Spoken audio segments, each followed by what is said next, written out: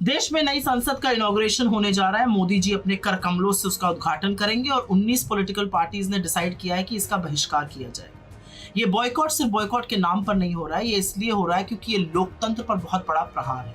और आपको समझाती हूँ कैसे। संविधान का अनुच्छेद 79 साफ तौर से कहता है कि संसद का मतलब है राष्ट्रपति, राज्यसभा और लोकसभा, और उसी राष्ट्रपति को उद्घाटन के हक से वंचित रखना गलत है, उनका घोर अपमान है, लोकतंत्र पे प्रहार है। संविधान की अभिभावक हमारी राष्ट्रपति है। लोकसभा और राज्यसभा को बुलाने का और प्रोरोग करने का अधिकार सिर्फ राष्ट्रपति के पास है। ऐसे ही नहीं उनको प्रथम नागरिक बोला जाता है। और शायद ये गर्व की बात है कि एक अनुसूचित जनजाति की महिला पहली बार इस देश की राष्ट्रपति बनी है। मैं पाखंड बताना चाहती हूं नरेंद्र मोदी का। जब दलित राष्ट्रपति थे बहुत ढोंग रचा गया, बहुत ढोल पीटा गया इधर उधर, लेकिन नींव डालते वक्त रामनाथ कोविंद जी को नहीं बुलाया गया। द्रौपदी मुर्मू जी के नाम को भी बहुत भुनाया गया, लेकिन उद्घाटन के वक्त उनको ना बुलाना इस देश की राष्ट्रपति महामहिम का घोर अपमान है और इसका हर पॉलिटिकल पार्टी विरोध करती है। तो इतिहास तो रचा जाएगा, और इतिहास इसलिए रचा जाएगा क्योंकि जब देश की नई संसद का इनॉग्रेशन हो रहा था तो समूचा विपक्ष उसके विरोध में खड़ा था, क्योंकि वहां पर राष्ट्रपति का अपमान हो रहा था, लोकतंत्र की प्रणाली का अपमान हो रहा था। और बहुत झूठ परोसा जा रहा है। इंदिरा जी ने ये कर दिया, राजीव जी ने वो कर दिया। सबसे पहले तो संसद का इनॉग्रेशन और अनेक्स और लाइब्रेरी का दो अलग अलग बातें हैं। आपकी जानकारी के लिए बता दूं कि जिस अनेक्स की बात करी जा रही है उसका फाउंडेशन स्टोन वीवी गिरी राष्ट्रपति थे, उन्होंने ले किया था। इनॉग्रेशन इंदिरा जी ने किया।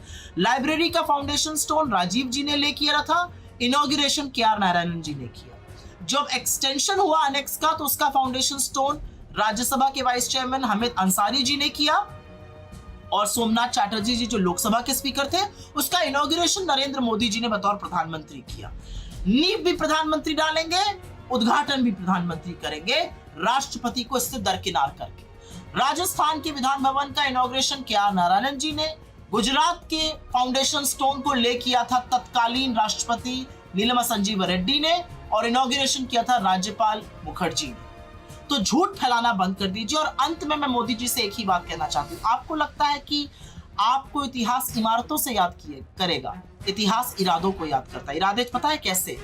200 साल की ब्रिटिश हुकूमत के बाद IIT, AIIMS, ISRO, park, Indian research institute बनाने वाले इरादे, जय किसान जय जवान का नारा देने वाले इरादे, विश्व का भूगोल बदलकर पाकिस्तान के 2 टुकड़े करने वाले इरादे, 19वीं सदी की बात करते वक्त 21वीं सदी की नींव रखने वाले, सूचना की क्रांति लाने वाले इरादे, IT और टेलीकॉम रेवोल्यूशन की क्रांति लाने वाले इरादे, 1991 में विश्व के साथ भारत को जोड़कर हमारी इकोनॉमी को खोलकर रोजगार बनाने वाले इरादे, 2004 से 14 के बीच मनरेगा, खाद्य सुरक्षा अधिनियम, right to education, right to information, वो बुलंद इरादे। इससे इतिहास याद करता है। इमारतें तो सीमेंट और ईंट की होती हैं, और स्पेशली जब वो ईंटें अहंकार की हो, तो इतिहास आपको महंगाई के लिए, बेरोजगारी के लिए, गरीबी के लिए, चीनी अतिक्रमण के लिए,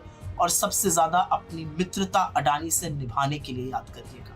और इतिहास ये भी गवाही देगा कि जब लोकतंत्र का गला घोटा जा रहा था तो समूचा विपक्ष उसके खिलाफ खड़ा होकर उसका डटकर विरोध कर रहा था।